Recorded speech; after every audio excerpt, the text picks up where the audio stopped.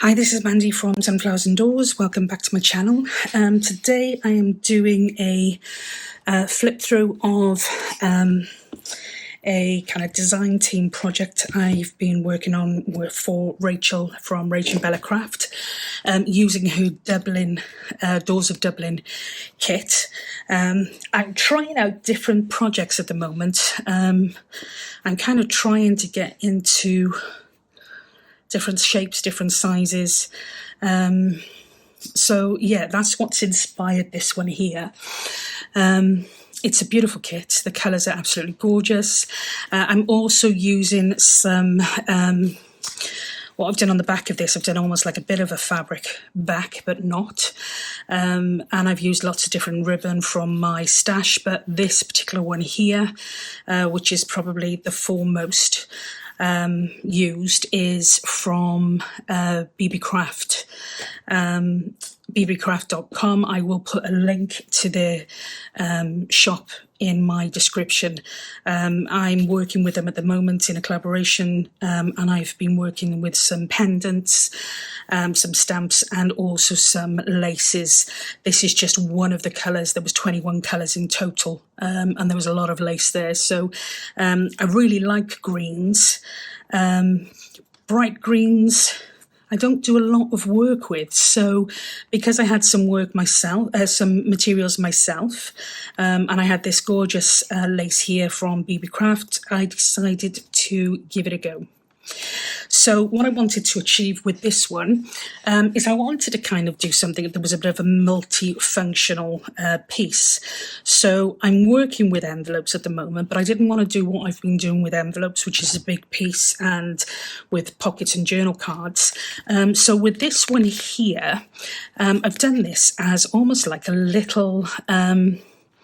you can either use it as a little piece to go in your handbag, to keep all your receipts and your tickets and your vouchers and bits and pieces, or you can use it as like a little bit of a mini ephemera holder, which was my first thought on that. So I'll just quickly run through that with you. I've done a policy closure on the front of that, and see where I open it, and I've just used some hemp cord to tie that off. So the first thing, we open it here.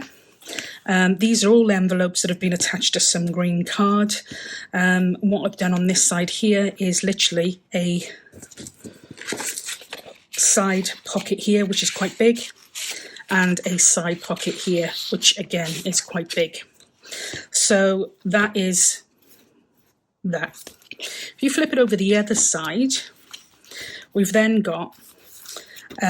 we open this size section of the folio, and we've got 4 pockets, which is why this makes a great ephemera holder. Whether or not you want to do that as kind of use the pockets for ephemera, or even pop in some in the smaller ones, some of the glassine bags. Sorry, can't get that in now. With your pieces of ephemera in, if they're small enough, they would go on the inside, or you could cut them down. So 4 little pockets there, and then you open each section, and what we've got over here is we've got another pocket. I didn't want to put another one up there because that rose is just too beautiful to cover. This castle is, I don't know if it's a castle or a stately home, but it's absolutely stunning. So again, I wanted to leave a lot of that uncovered. I have got a pocket here, and these 2 here are also bottom pockets. They're quite firm, or quite, secure, so you can actually have a full-size piece going the full length of the folio in that if you wanted. And then on this side here, another 2 pockets. So we've got this one here and this one here. And that is literally it. I think I wanted to go for something really, really, as I said, functional, in terms of nothing big and bulky, something you could use every day. And whether or not you use that as a kind of folio, or for your ephemera, or, as I said, it's actually small enough that you can just pop that into your handbag, and it makes a great little accompaniment. Is that the word? And what you can do is you can even just put a little notebook in there. The profile on that is really small. I didn't want something that's going to be bulky. That will literally pop in your handbag really, really easily. But as I said, you can put some writing paper even in those two front pockets there. So yeah, really, I don't want to say a simple piece, but you know, the concept is very, very simple.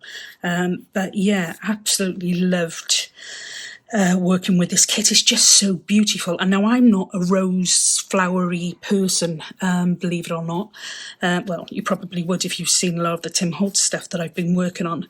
But this kit is so, so delicate. It is absolutely beautiful. So this is available in Rachel's Etsy shop. I'll put a link to that below.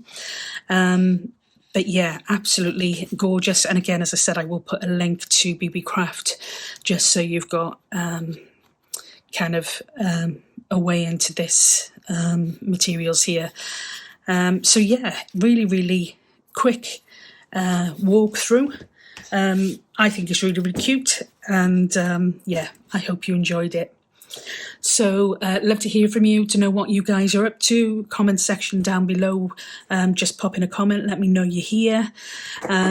Yeah, really, really lovely to spend more time with you. So until we catch up again, take care, stay safe, and we'll speak soon.